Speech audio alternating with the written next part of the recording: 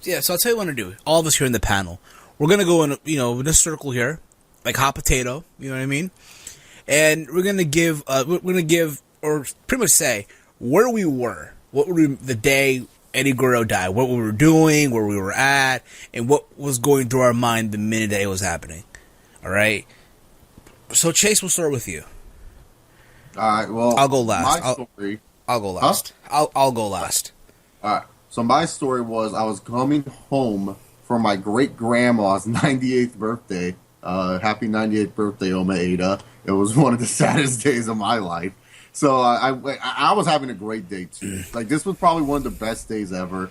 I like my Chargers at that time. I think the Chargers were really good at that time. The Timberwolves were pretty terrible at that time. But I was having a great day. I got to see all my cousins. I got to see my great grandma, eat some bomb cake. My grandma, my actual Oma, she got a new puppy. So I was expecting a new puppy to come home within the next few days. Like, she got a Shih Tzu. So I was very excited and stuff.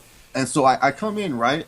And my dad's like, "Oh, Chase, you're home." And I'm like, "Yeah, Dad, hi." And I was like going to go to my computer, because what I normally do with my computer was check up all the sports websites and my email and stuff like that. But www.com, my dad knew that www.com was like the number one site I always checked out at first, because it was one of my home pages. My dad's like, "Hey, Chase, you should catch up on the sports highlights before you go into your room." I'm like, "Oh yeah, I gotta see who won the games and stuff." So I go down, and this was on a Sunday. So I go down and I sit down, and on Sports Center, one of the fucking sideline tickers says, "Rest in peace, Eddie Guerrero." And I looked at that and I said, "Dad, what does that mean?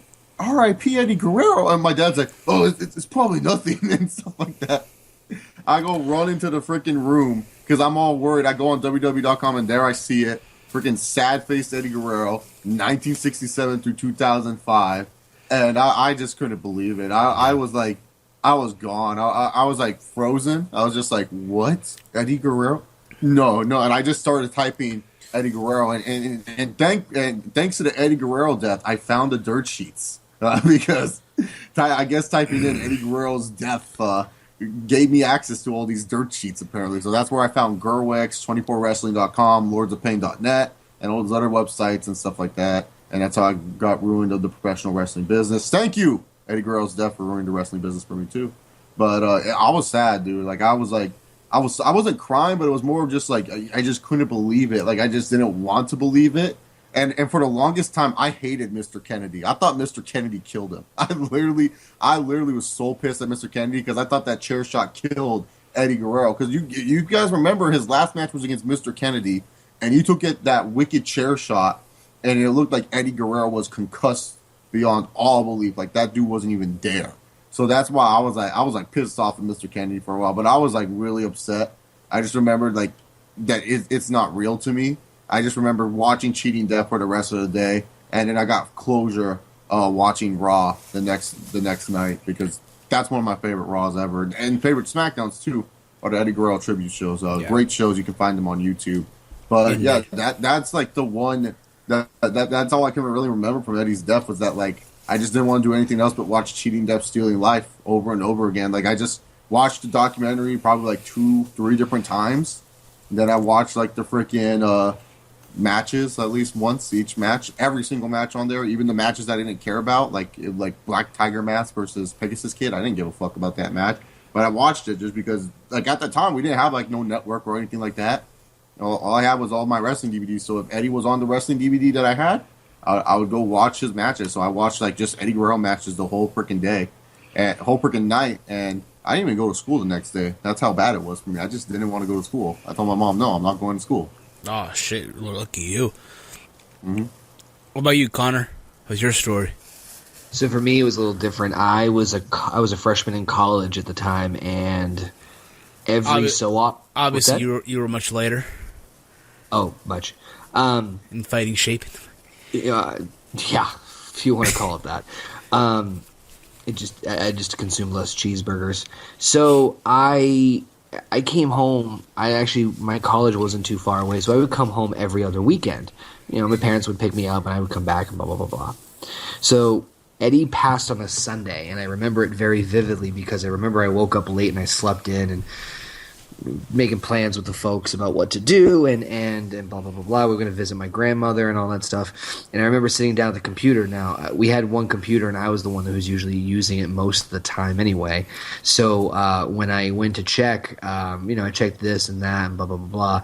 And then the last thing I checked was WWE.com, and sure enough, on WWE.com it had a picture of Eddie. It said, "Breaking shocking news: Eduardo." I think Gory Guerrero passes away at the age of whatever the official statement was, and I was just like, okay, this is got to be a fucking angle, because I had just been a fan for over like 5 years at that point, and so I was starting to kind of get into like the behind the scenes of it and like learning about the business and learning about like this is why they did this angle and this is what blah, blah, blah. So I'm like, this is a fucking angle, this is bullshit, this is it, it's not real, they're just pulling some gimmick thing. But then lo and behold, kind of like with Chase, that's how I kind of discovered dirt sheets out there, and I like went on, like I searched all of these different sites. I actually remember, do you guys remember Lycos, the search engine Lycos?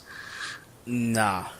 It was kind of like the Google before it was Google, and then so I Lycosed Eddie Guerrero death, and then just I was still using AOL back then, dog. Like the freaking yeah. Oh my god, yeah. Up and everything mail. Like that. I was using AOL for everything.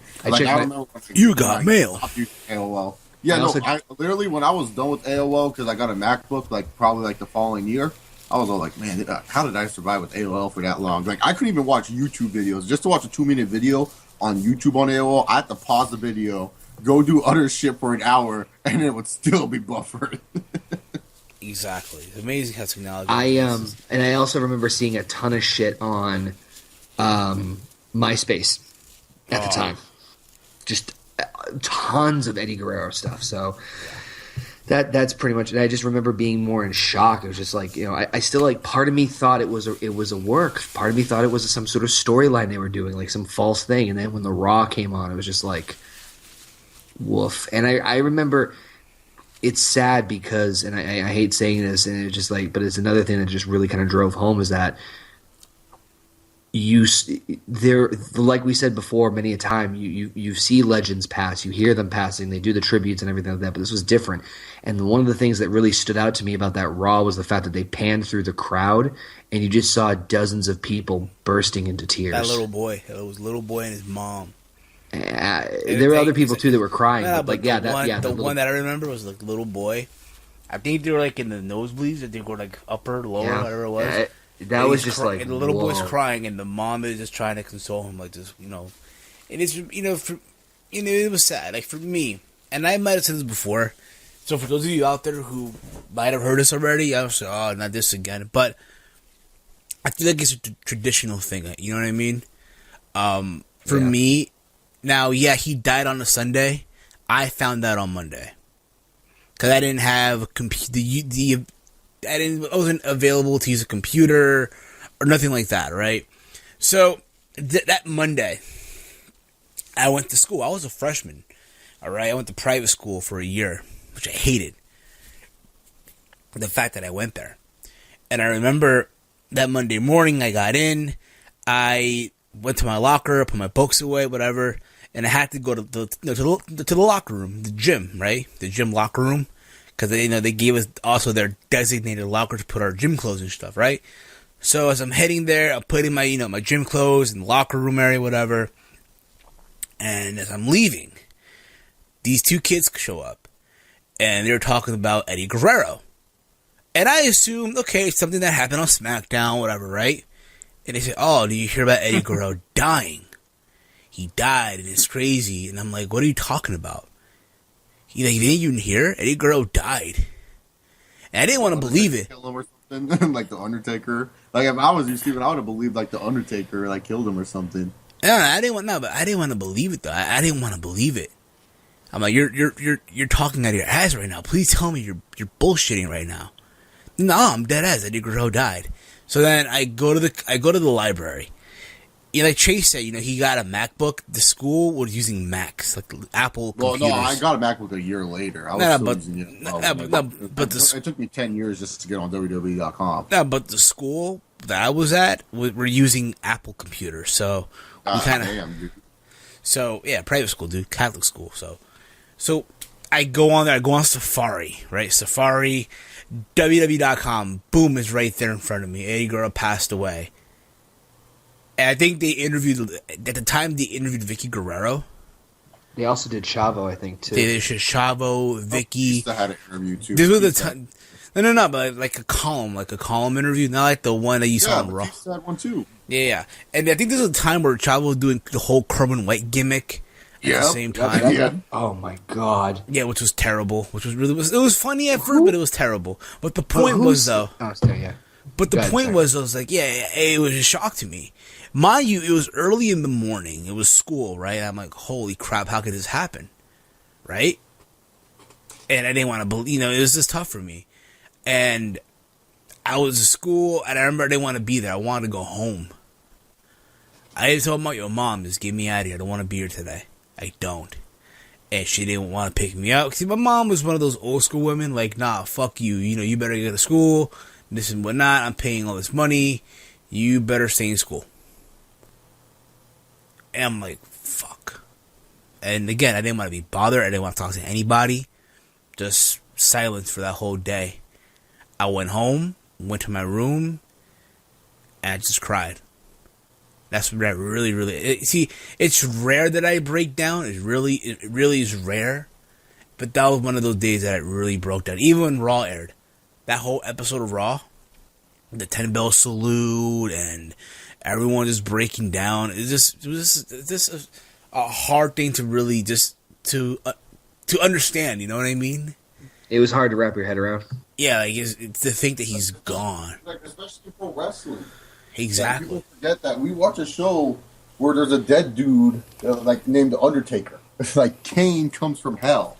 Like wrestlers die and buried alive matches. So it's like it's so hard to imagine when you see someone week in and week out do all these crazy things to their body, kind of look like superhumans, feel like they're immortal, and you hear they're dead, and you just don't believe it. And like I give props to those wrestlers, man, because they were wrestling a super show that day. So it's a Raw and SmackDown show, so they have to wrestle over 2 hours, and they did 4 hours, and they did a phenomenal job with both episodes. Like, I think at the time, Raw had Shawn Michaels, Rey Mysterio, which was yeah. I was about to say that Raw had like some that both shows had, like, I think SmackDown had Triple H and Benoit. I was like, really? The SmackDown, it was a phenomenal match. Yeah, but my favorite was Kurt Angle, like that loved Eddie Guerrero, like Kurt Angle loving Eddie Guerrero versus Shelton Benjamin, I believe.